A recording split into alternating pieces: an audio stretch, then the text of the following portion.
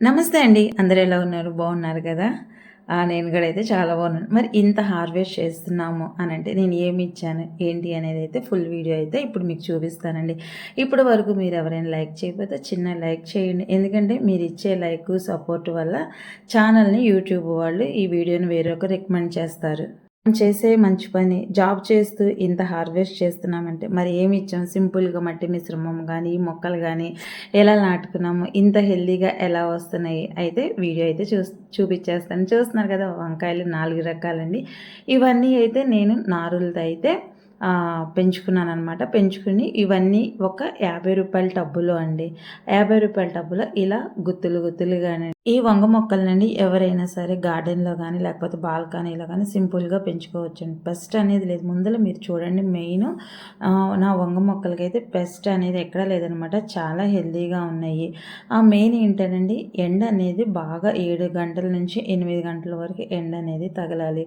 అట్లాగే వాటరింగ్ అండి. Morning, evening కూడా వాటర్ అయితే ఇస్తూనే ఉంటానండి. అంటే ఎక్కువ కాదు, మొక్క వడిలిపోయినా లేకపోతే కొంచెం డల్‌గా ఉన్న సాయంత్రం పూట అయితే ఇస్తాను. లేదంటే ఒక పూట వాటర్ అయితే చాలండి. మనం ఆ వాటర్ అనేది ఒకే టైం మార్నింగ్ ఇస్తే మార్నింగ్ అదే కంటిన్యూ చేయాలి డే బై డే. లేదు ఈవినింగ్ ఇస్తే ఈవినింగ్ అలాగే కంటిన్యూ చేయాలి. అంతేగాని ఒకరోజు ఇచ్చి 2 రోజులు ఆపి, ఒకరోజు ఇచ్చి 2 రోజులు ఆపితే ఇట్లాగా హెల్తీగా రావండి. వంగ మొక్కలండి కాండం తెగులు గానీ, పుచ్చులు గానీ రాకుండా నేను అయితే ఎప్పటికప్పుడు ఇంగువ నీళ్ళండి. ఇంగువ నీళ్ళైతే పాల ఇంగువ గానీ, ముద్ద ఇంగువ గానీ ఏదైనా సరే కొంచెం నేను మొక్కలకైతే స్ప్రే చేస్తూ ఉండడం గానీ, మొక్కకు జల్లడం గానీ చేస్తూ ఉండేదాన్ని. అట్లాగే 15 రోజులకు ఒకసారి నీమ్ ఆయిల్‌ని స్ప్రే చేసేదాన్ని. వచ్చిన పూతంతా నిలబడితేనే మనకి ఇట్లాగా కాయలవుతాయండి. మరి ఆ పూత గూడా నిలబడాలి అనంటే పుల్లటి మజ్జిగనండి.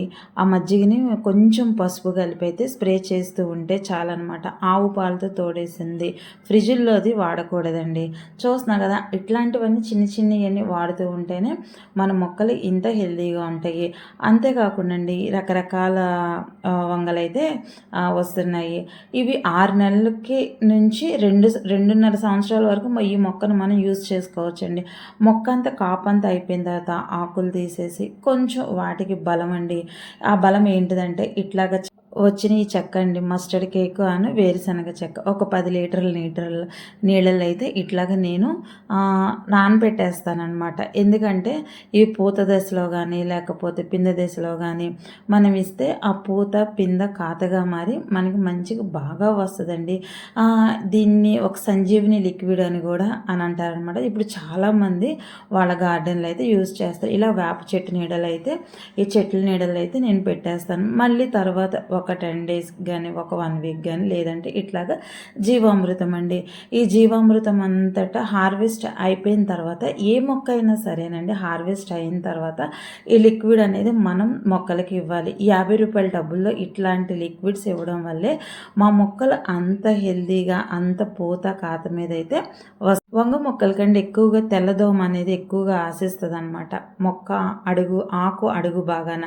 అట్లాంటప్పుడండి మనం కొంచెం వేపాకులు, పసుపు కలిపిన వేడి నీళ్ళు కానీ లేదంటే నీమ్ ఆయిల్‌లో కొంచెము మన కౌ యూరిన్ కానీ మనం స్ప్రే చేస్తానండి. ఇక చాలండి, వాటికి పెస్ట్ అనేది రాదనమాట. ఈ విధంగా అండి నా దగ్గరున్న వంగ మొక్కలన్నిటికీ నేను ఈ విధంగా స్ప్రే చేస్తాను. మరి ఇంత హార్వెస్ట్ మార్నింగు పూట అయితే ఈ హార్వెస్ట్ అంతా చేశాననమాట. మరి ఇది అండి, ఉద్యోగం చేసుకుంటా, గార్డెన్ చూసుకుంటా, ఇంకా చిన్న చిన్న పనులు చేసుకుంటా ఇట్లాంటి హెల్తీ ఆరోగ్యకరమైన ఫుడ్ మనం తింటూ నలుగురికి పెడుతూ నలుగురికి ఇన్స్పిరేషన్గా ఉంటుంది ఈ సుకన్య గార్డెన్. మరి ఒక లైక్ అయితే ఇవ్వండి.